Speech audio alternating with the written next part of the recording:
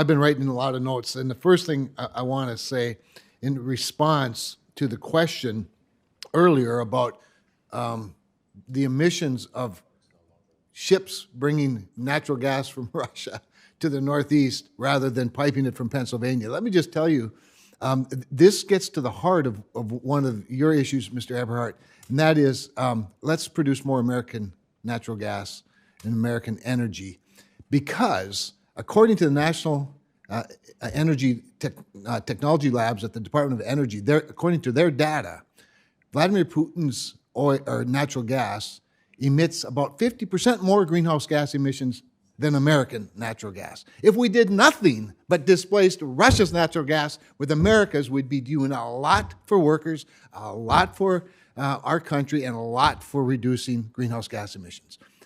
Secondly, I want to get to this issue, the real issue of the moment, and that is the cost of climate change overreaction,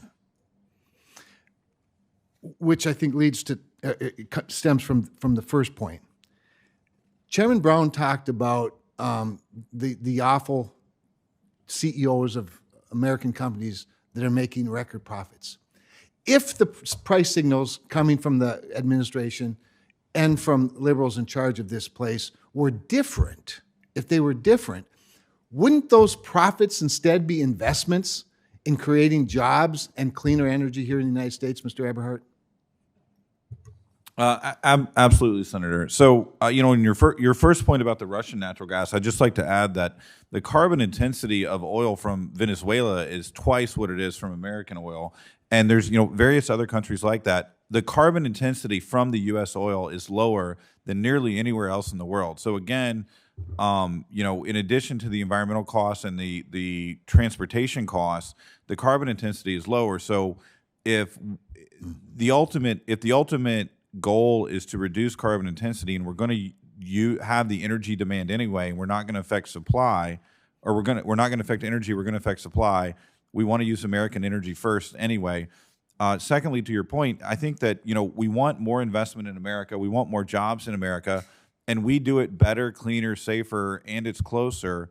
So to me, the logic would just dictate to focus on doing the best we can with the natural resources we have in America and trying to do it in the cleanest way possible, Senator. Well, and let me follow up then with this question. Because Chairman Brown also in his opening statement referenced that if America doesn't lead, China will, to which I say exactly, that's my concern.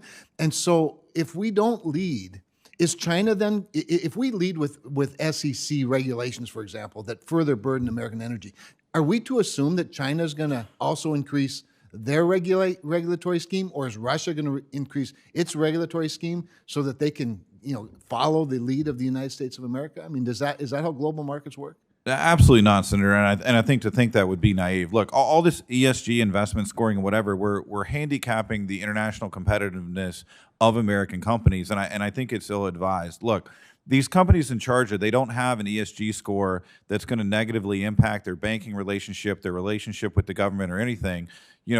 China, Iran, Saudi Arabia, Venezuela, these countries care about profits, and they care about bringing in hard currency. They don't care one iota about the environmental impact of what they're doing, nor do they care about what it does to their local consumers. We have higher standards in America, and we have a better outlook on balancing the environmental damage and the environmental cost with the jobs and the economy of what we're doing. Again, the only country even close to the same standards as us is Canada. Places that you mentioned, Senator, have absolutely no incentive to focus on the environment while extracting the natural resources. Since we're talking about discrepancy of standards, Mr. Butterworth, do you think that the workers in China and the workers in Russia are treated this as well as workers in the United States? I'd have to look at their agreement. That's a joke. No, really, I can't answer that. But I know we follow agreements, and our folks are treated well in this country. Well, then let me help you. The labor standards in Russia and the labor standards in China are not as good as the labor standards in the United States of America.